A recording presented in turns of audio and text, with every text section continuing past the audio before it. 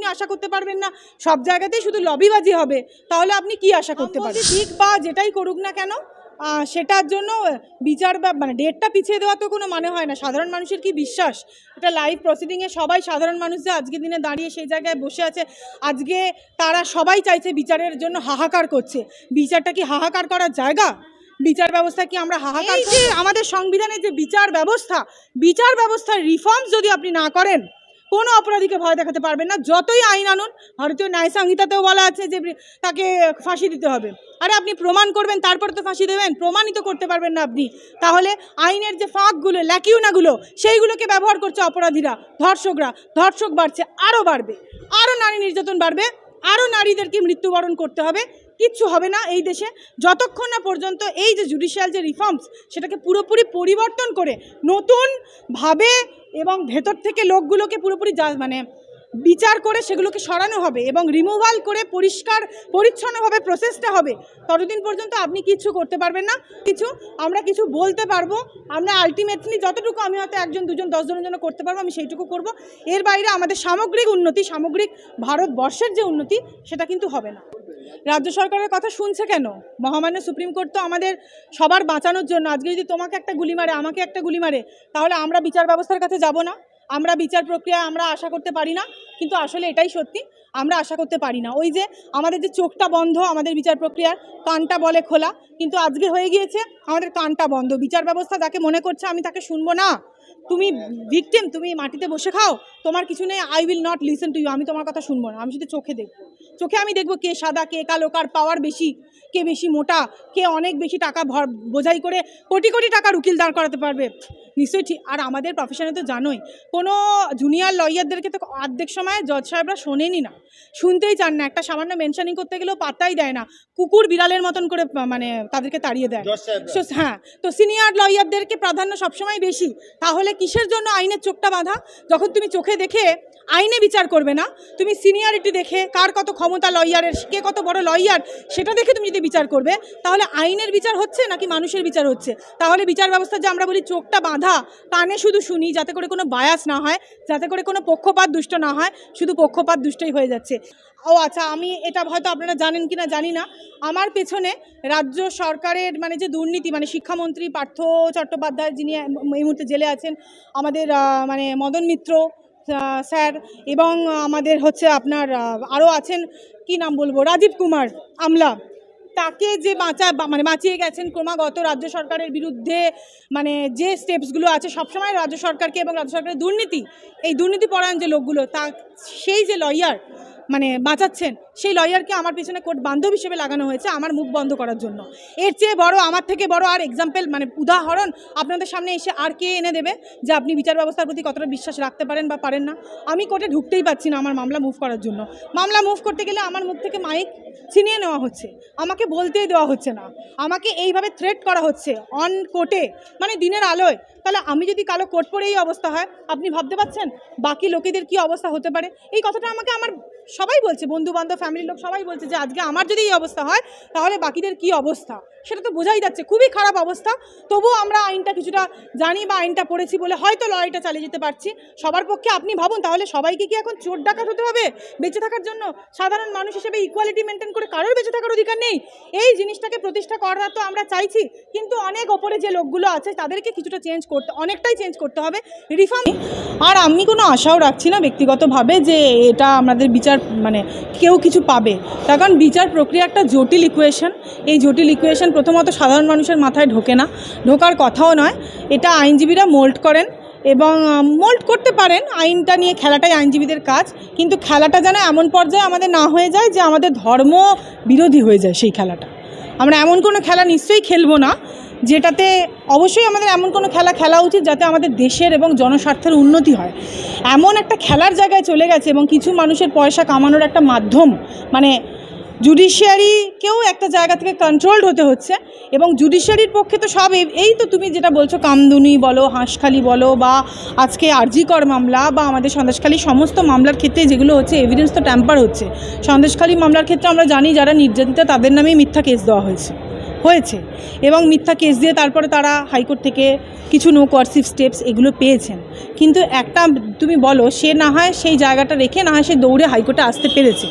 যে মেয়েটা মারাই যাচ্ছে, তুমি যেটা বলছে আজকে যে সাফাই কর্মী মারা গেছেন তো অযোধ্যায়, সেটা কেন হচ্ছে বলো তো? সব জায়গাতেই এটার কোনো ধর্ম হয় না, এই ধর্ষকের কোনো পার্টি বা ধর্ম, এরা পার্টিকুলার সমস্ত পার্টিকে এরা ব্যবহার করে নিজেদের চরিতার্থ করার জন্য স্বার্থে, এবং জানে যে আমাদের যে পার্টির ক্ষমতা কোথাও গিয়ে ভাবে, যে কোনো পার্টি হোক না কেন, সেটা পার্টির ক্ষমতা কিন্তু যত যাই হোক না কেন, সংবিধান কিন্তু সকলের উপরে। কোনো পার্টি কিন্তু অসাংবিধানিক কোনো কাজ বা অসাংবিধানিক কিছু সেটা কিন্তু কোনো পার্টি কোনো মতেই সাপোর্ট করতে কিন্তু পারে না। এরা সেই সাপোর্টটা পাচ্ছে এবং এদের প্রশ্রয়টা প্রথমত সরকারের থেকে তো অবশ্যই আছে, না হলে এই ঘটনা বারবার রিপিটেশন নারীর নির্যাতনের এবং ধর্ষণের এটা হতে পারে না প্রথমত। এবং দ্বিতীয়ত যদি আমি আসি, আজকে ভারতীয় যে বিচার ব্যবস্থা সেটাকে আমি প্রচুর অংশে দায়ী করব। রাজ্যিকরের মামলা 27 থেকে 30-এ ডেফার্ড হলো, এত ইম্পর্ট্যান্ট একটা মামলা, সেখানে ভিকটিমের ফ্যামিলির কষ্ট কান্না তাদের সেইভাবে না শুনে শুধুই রাজ্য সরকারের আবেদনে ডেট ডেফার হয়ে যাচ্ছে। রাজ্য সরকারের আবেদনে আমরা জানি যে তারা কত বড় বৃহৎ আইনজীবী কত লক্ষ কোটি টাকা খরচা করে এতগুলো 21টা বোধহয় সংখ্যা আরও বেড়েছে বা কমেছে জানি না, তো সেইভাবে দাঁড়িয়ে যাচ্ছে। এই যে বিচার ব্যবস্থা, এই কালো কোটের ওপর আমি মনে করি ধর্ষক এবং যারা অ্যাকচুয়ালি ক্রিমিনাল তাদের ভরসাটা অনেক বেশি। সাধারণ মানুষের ভরসা যদি আমাদের কালো কোটের ওপর থাকতো, বা সত্যি যদি আমরাও কালো কোট পরে যদি সাধারণ মানুষের সেই ভরসাটা অর্জন হয়তো করতে পারতাম, তাহলে এই জায়গাটা আসতো না।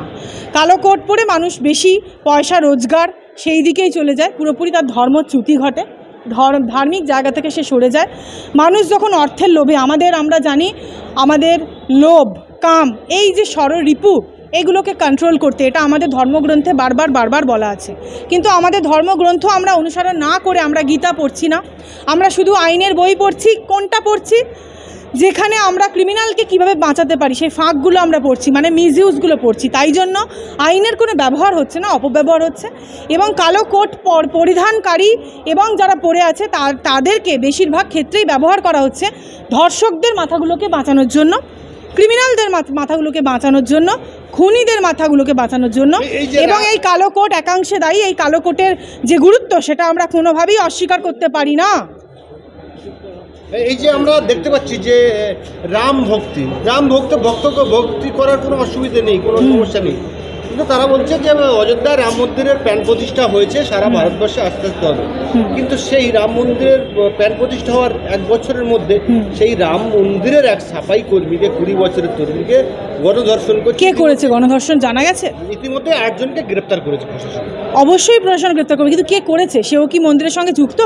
না, তারা মন্দিরের সঙ্গে যুক্ত নয়, তারা আর কি ওই যে ধর্ষিত হয়েছে তার পরিচিত, তার বন্ধু বান্ধবী বলে আমরা। এটা নারী নিরাপত্তার অভাবের জন্য হচ্ছে।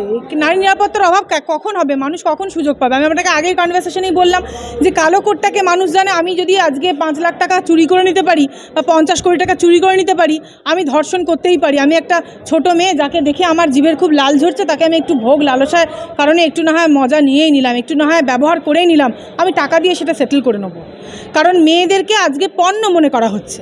আপনি এটা জানবেন, আমাদেরকে কিন্তু এই যে মেয়েদের যে পণ্য মনে করা, শুধু বেটি বাঁচাও বেটি পড়াও আমাদের যেটায়, সেখানে আমাদের বেটি শুধু পড়ছে। বেটি বাঁচাওটা আমাদের নরেন্দ্র মোদী স্যার বারবার বলেছেন বেটি বাঁচাও বেটি পড়াও, কিন্তু আমরা বাঁচতে পারছি না। আমাদের বেটিদেরকে বারবার করে, ভারতবর্ষেরই বেটিদেরকে মৃত্যুবরণ করতে হচ্ছে, তাদেরকে শহীদ হতে হচ্ছে। আমি বলবো না তারা কোনো সেক্সুয়াল ক্রাইমে তারা মৃত্যুবরণ করছেন, আমি বলবো এই সমাজ তাদেরকে ধর্ষণ করছে। এই সমাজ হচ্ছে ধর্ষক। এই সমাজকে আপনি যতদিন না পর্যন্ত কোর্টের, আপনি বলছেন মানে আমি নিজের চোখে দেখছি জজ সাহেবরা যখন আপনি কাঁদছেন দাঁড়িয়ে না, তখন তাদের হাসছেন, তাদের হাসি পায়। আপনাকে দেখাবো বললে আমি দেখাবো। আপনি কি আশা করতে পারেন সেই বিচার ব্যবস্থার থেকে? ধর্ষকরাও হাসছে, জজ সাহেবরাও হাসছে, কোথাও গিয়ে মিলে যাচ্ছে না। আজকে যদি আমাদের জজ সাহেবরা যদি এইটাকে ভালোভাবে যদি ট্যাকেল করতো, দেন যদি ধর্ষণের কেসে অ্যারেস্ট হয়ে যদি কনভিকশন রেটটা বাড়ানো যেত, কত % কনভিকশন রেট আপনি দেখুন তো ভারতবর্ষে। এই যে আপনি বলেন অ্যারেস্ট হলো, অ্যারেস্টের পরে ওই অ্যারেস্টটাই শেষ কথা, বেল পাবে, তারপরে কনভিকশন রেটের কিছু ব্যাপারই নেই। হয় ট্রায়ালটা আপনার বন্ধ করে দেবে অ্যাকিউজদের টাকা পয়সা দিয়ে, নয় মনুষ্যত্ব আজকে সমস্ত জায়গায় বিক্রি হয়ে গেছে। আজকে আমরা এসছি একা, উইদাউট মানে আমরা কিছু না নিয়েই এসেছি, খালি হাতে, আমরা খালি হাতেই চলে যাব পৃথিবী থেকে। এই জায়গায় মানুষকে আপনি ভাবাতে পারবেন না। তারা বলবে আমরা যে এই কথাগুলো বলছি আমরা পাগল, মেবি বলবে, বা বলবে হয়তো আমরা বোকা। তাই আমাদের এই বোকাদের যে সংখ্যাটা না, বা আমাদের মতন এই বোকা পাগলদের যে সংখ্যাটা, সেটা যদি একটু বাড়তো এই ভারতবর্ষে, তাহলে ভারতবর্ষকে ডেফিনেটলি বাঁচানো যেত। আমার মনে হচ্ছে সেইগুলো বাঁচানো যাচ্ছে না। দিনের পর দিন ডেট রেফার হয়ে যাচ্ছে, মানুষ কোনো বিচার পাচ্ছে না। কেন পাচ্ছে না মানুষ বিচার? কেন মানুষ বিচার ব্যবস্থার উপর ভরসা রাখতে পারছে না? তার কারণ যখন একটা পুলিশ মানে গ্রাসরুট লেভেলে দাঁড়িয়ে এভিডেন্সগুলোকে নষ্ট করে দিচ্ছে, বিচার ব্যবস্থা তার গলা টিপে ধরতে পারে না বলেই তারা সেই টালা থানার ওসি বলুন, বা আপনি গ্রাসরুট লেভেলের যে কোনো পুলিশ কর্মী বলুন, বা সে সরকারি যত বড় আমলাই, সে যদি সিপিও হয় না কেন, তারা এই সাহসটা পাচ্ছে কোথা থেকে? আপনার আমার থেকে তো পাচ্ছে না, আমাদের যে সরকার, সেই সরকারই বা সাহসটা পাচ্ছে কোথা থেকে? 2000 সালের পর থেকে আমাদের দেশ আস্তে আস্তে মানে ডিজিটাল ইন্ডিয়া হচ্ছে। কোথা থেকে কোথায় আজকের একটা মোবাইল থাকলে সারা পৃথিবী তার হাতের মুঠোর মধ্যে। সেরকমই অপরাধেরও হাতের মুঠোয় বাড়ছে। পৃথিবী যতটাই বেশি আমাদের হাতের মুঠোয় হয়েছে, অপরাধটাও কিন্তু আমাদের তত বেশি হাতের মুঠোয় চলে সেই এসেছে। বিচার ব্যবস্থা সেই ব্রিটিশ আমলে জুডিশিয়ালটা কিন্তু এখনো ব্রিটিশ, বললাম তো, আমরা আজকে ব্রিটিশদেরকে তাড়ানোর জন্য আমাদের হিন্দুরও রক্ত ঝরেছে, মুসলমানেরও রক্ত ঝরেছে। জাতীয়তাবাদী মুসলিম, আমি বারবারই বলেছি, তারা আমাদের ভাই, আর আমরা সবাই ইনবর্ন। আমরা যেহেতু ভারতীয়, আমাদের একটাই জাত, একটাই ধর্ম, একটাই পরিচয়, ওয়ান নেশন এবং ওয়ান আইডেন্টিটি, দ্যাট ইজ আমরা ভারতীয়। অথচ আপনি যেটা বলছেন যে আজকে ব্রিটিশদের যে রুলটা, সেটাকে আমরা আজ অবধি তাবেদারি করে যাচ্ছি। আমি নিজে কালো কোটটা পরেই আমিও তাবেদারি করে যাচ্ছি, আমি বাধ্য। আমি যদি কালো কোটটা খুলতেও চাই, আমি যদি অন্য কোনো ড্রেস কোড চাই, আমি পারবো না, কারণ এটা আমার ড্রেস কোড। এবং আপনি যে বিল্ডিংটা দেখছেন, এটা তো ডেফিনেটলি ব্রিটিশদের তৈরি। এই হাইকোর্টের যে বিল্ডিংটা, ডেফিনেটলি ঠিক আছে, সেটা আমাদের রাজ্যে, আমাদের ল্যান্ডে দাঁড়িয়ে তারা আজকে করেছে, এর উপর অধিকার আমাদের। কিন্তু আপনি যখন কোর্টের একজন জজ সাহেবকে আমাকে বলতে হচ্ছে সম্বোধন করে মাই লর্ড কথার অর্থ হচ্ছে হিন্দুদের জন্য হে ভগবান, মুসলিমদের জন্য হে আল্লাহ। তাহলে আপনারাই ভেবে নিন, আপনাদের ধর্মীয় ভাবাবেগে কি সেই ক্ষেত্রে কোনো মতেই আঘাত লাগে না? আমার তো লাগে, আপনাদের লাগে কিনা আপনারা দেখবেন। কিন্তু যে কোনো ধর্মকেই নির্বিশেষে, খ্রিস্টানদের যেমন গড হচ্ছে জেসাস, মাই লর্ড, অথচ আমাদেরকে যারা মনুষ্য রক্ত, মানুষের মতন তাদের নর্মাল মানে বায়োলজি, তাদের মানুষের মতন তাদের মানে খাওয়া দাওয়া, রক্ত, তাদের শরীরের ভিতরে পোকা মাকড় জীবাণু যেটা হয় সেইটাই হচ্ছে, অথচ টিল ডেট আমাদেরকে তাদের তাবেদারি করে গিয়ে মাথা নিচু করে আমাদেরকে চলে যেতে হচ্ছে। যেমন ক্ষুদিরাম আজকে তাকে ফাঁসি কাঠে চড়ানো হয়েছে, যেমন আমাদের দেশে দিনের পর দিন মানে বছরের পর বছর এত মহাপুরুষ জন্মে আমাদের ভারতবর্ষকে স্বাধীন করেছে, আমরা সেই পরাধীন ভারতবর্ষেই আজ অবধি যদি না থাকি, তাহলে কেন আমরা সেই পরাধীনতার শিকার? আজও কেন ব্রিটিশদের এই রুল? আর সবচেয়ে বড় কথা, বারবার ভারতবর্ষকে বিদেশিরা আক্রমণ করেছে। কেন আক্রমণ করেছে? এদের ভাষা কেড়ে নাও, এদের ভাষা বদলে দাও, এদের পোশাক বদলে দাও, এদের আধুনিক করে দাও, এদের যে কালচার হেরিটেজ, এদের এইগুলো সমস্ত কিছু পাল্টে দাও। এবং সেটা করতে সেই বিদেশিরা বারবার অ্যাট্রাক্ট হয়েছে, এবং আমরা নিজেরাও এইগুলোও জিহাদি। আজকে ভারতবর্ষে যে কালচারটাকে নষ্ট করছে তারা কি জিহাদি নয়? আপনারা যে একটা পার্টিকুলার ধর্মের ক্ষেত্রে জিহাদি কথাটা হয়তো দাগিয়ে দেন, জিহাদিদের কোনো ধর্ম হয় না, ঠিক আছে? তো অবশ্যই আপনারা এটা নিয়ে ভাবুন যে এরা কারা, যারা আমাদের কাপড় বদলে দিল, যারা আমাদের ভাষা বদলে দিল, যারা আমাদের আল্লাহ ভগবান এদেরকে ত্যাগ করিয়ে মাই লর্ড বলাতে শুধু শেখালো। বারবার রিপিটেডলি আমাদেরকে লর্ডশিপ বলে ভিক্ষা করতে হয় যাদের কাছে। এই ভিক্ষা নীতি তো আমাদের ইংরেজদের থেকেই শেখা। ইংরেজরাই তো বলতো, bloody Indians, you are at my foot, তুমি আমার কাছে ভিক্ষা করো। বুটের বাড়ি মেরে, জুতো মেরে, আজকে ইংরেজরা গুলি মেরে হাহা করে হাসতো। কি হচ্ছে সেখানে? এই যে আমাদের সংবিধানের যে বিচার ব্যবস্থার রিফর্মস যদি আপনি না করেন, কোনো অপরাধীকে ভয় দেখাতে পারবেন না। যতই আইন আনুন, ভারতীয় ন্যায় সংহিতাতেও বলা আছে যে তাকে ফাঁসি দিতে হবে। আরে আপনি প্রমাণ করবেন, তারপর তো ফাঁসি দেবেন, প্রমাণিত করতে পারবেন না আপনি, তাহলে আইনের যে ফাঁকগুলো, ল্যাকিউনাগুলো, সেইগুলোকে ব্যবহার করছে অপরাধীরা, ধর্ষকরা। ধর্ষক বাড়ছে, আরও বাড়বে, আরও নারী নির্যাতন বাড়বে, আরও নারীদেরকে মৃত্যুবরণ করতে হবে। কিচ্ছু হবে না এই দেশে যতক্ষণ না পর্যন্ত এই যে জুডিশিয়াল যে রিফর্মস, সেটাকে পুরোপুরি পরিবর্তন করে নতুনভাবে এবং ভেতর থেকে লোকগুলোকে পুরোপুরি মানে বিচার করে সেগুলোকে সরানো হবে এবং রিমুভাল করে পরিষ্কার পরিচ্ছন্নভাবে প্রসেসটা হবে, ততদিন পর্যন্ত আপনি কিচ্ছু করতে পারবেন না। আমরা শুধু ভিউজ বাড়াবো, আমরা কিছু বলতে পারবো, আমরা আলটিমেটলি যতটুকু আমি হয়তো 1 2 10 জনের জন্য করতে পারবো আমি সেইটুকু করব। এর বাইরে আমাদের সামগ্রিক উন্নতি, সামগ্রিক ভারতবর্ষের যে উন্নতি সেটা কিন্তু হবে না।